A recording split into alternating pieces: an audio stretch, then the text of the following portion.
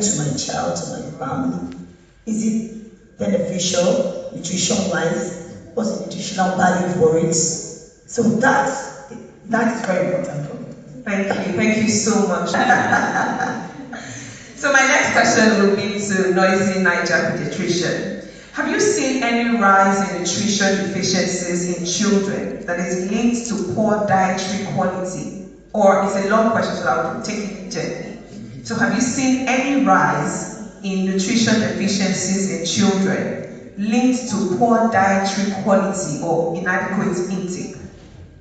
Okay, so thank you very much, Fuji. Yes, I did drink a lot of milk growing up, more milk than my parents would have liked, because 18 of them didn't last a few days in the house. We're clearing it all in a few days. When it comes to what I see, because I see children every single day, and I tell you, no single week goes by without us seeing a malnourished child.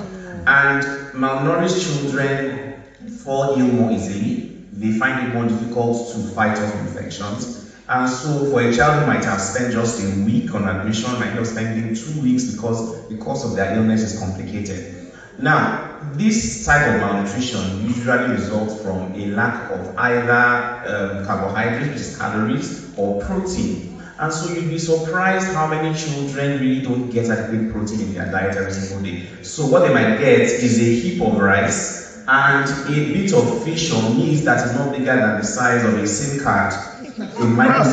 Literally, it's all carbohydrates and nothing else. And so when we see this and we see these children, it tells on them, apart from the fact that they are low weight for age or they are low height for age, it also tells on the fact that they always appear uninterested in the environment. A child should be curious, a child should be excited to see you, at least suspicious to see you, like, who is this? But for a child who is malnourished, you can carry them as a stranger and they won't even react because they don't have the energy and their brain isn't giving them the signal to say, this is a funny looking person, you know, cry or avoid them. We call it lethargy.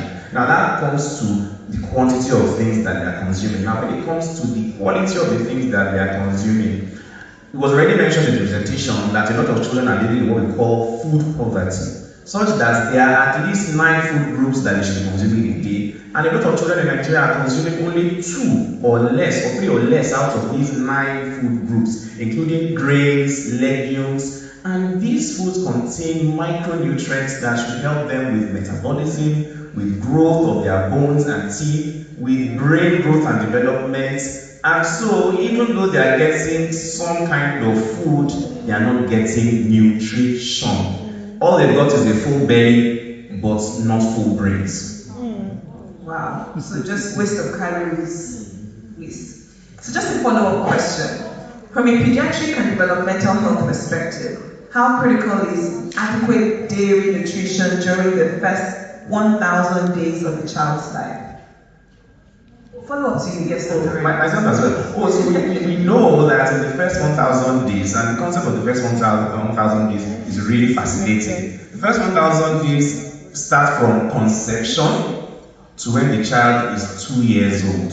And in those critical 1,000 days, first 1,000 days, the size of the brain of a child will reach about 80% of the size that it is going to be for the rest of their lives. Wow.